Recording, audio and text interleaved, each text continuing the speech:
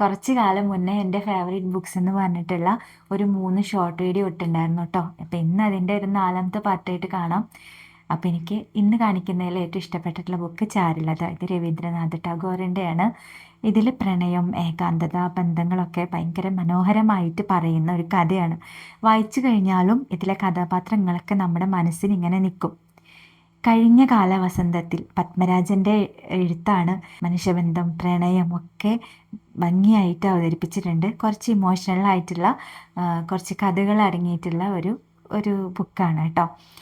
105-ാം മുറിയിലെ പെൺകുട്ടി, ചേതൻ ഭഗതിൻ്റെ വളരെ എളുപ്പത്തിൽ നമുക്ക് ഒറ്റ അരിപ്പിന് വായിച്ചു പോകാൻ പറ്റുന്ന ഒരു ബുക്കാണ്.